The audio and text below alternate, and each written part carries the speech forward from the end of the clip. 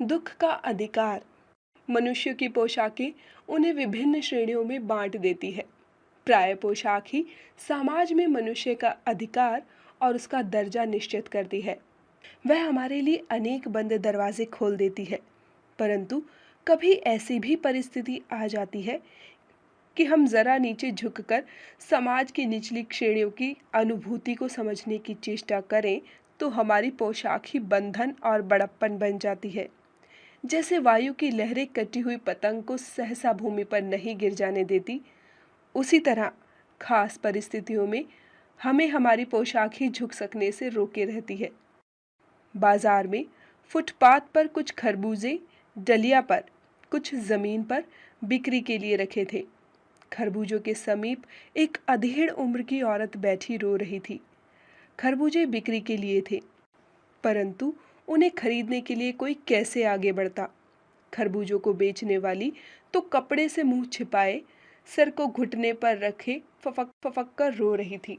पड़ोस की दुकानों के तख्तों पर बैठे या बाजार में खड़े लोग घृणा से उस स्त्री के संबंध में बात कर रहे थे। उस स्त्री का रोना देखकर मन में एक व्यथा सी उठी, पर उसके रोने का कारण जानने का उपाय क्या था। फुटपाथ पर उसके समीप बैठ सकने में मेरी पोशाक ही व्यवधान बन खड़ी हो गई। एक आदमी ने घृणा से एक तरफ थूकते हुए कहा, क्या जमाना है, जवान लड़के को मरे पूरा दिन नहीं बीता और यह बेहया दुकान लगाकर बैठी है। दूसरे साहब अपनी दाढ़ी खुजाते हुए कह रहे थे, अरे जैसी नियत होती है अल्लाह भी वैसी ही बरकत देता है।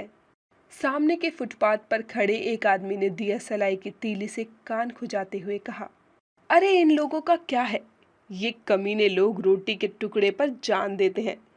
इनके लिए बेटा बेटी खसम लुगाई धर्म ईमान सब रोटी का टुकड़ा है।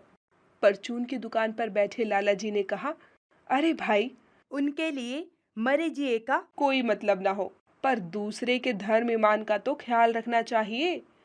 जवान बेटे के मरने पर 13 दिन का सूतक होता है और यहाँ सड़क पर बाजार में आकर खरबूजे बेचने बैठ गई है।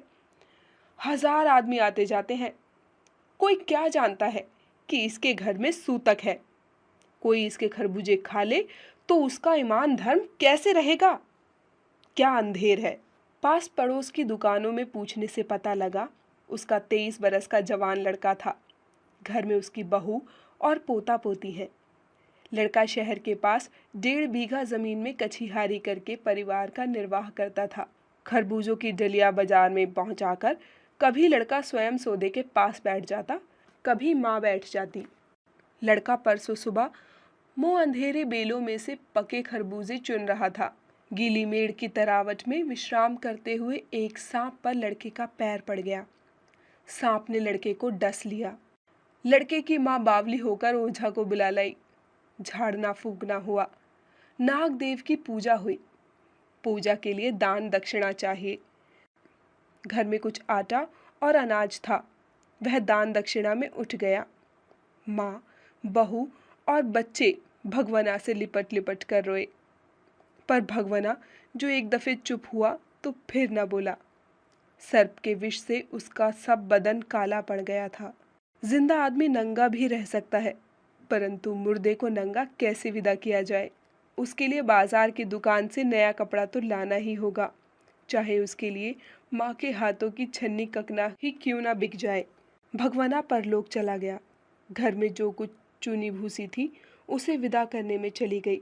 बाप नहीं रहा तो क्या, लड़के सुबह होते ही भूख से बिलबिलाने लगे।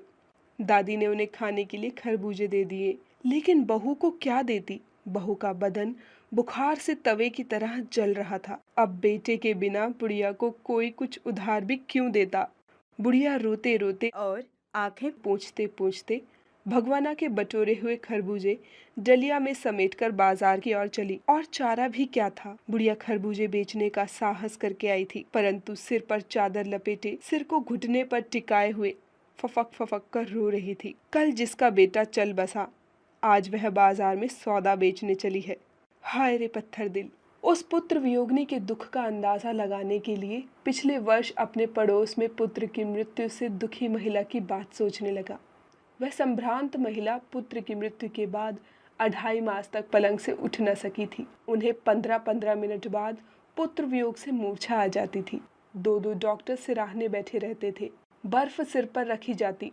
मैं सोचता जा रहा था, शोक करने, गम मनाने के लिए भी सहूलियत चाहिए और दुखी होने का भी एक अधिकार होता है।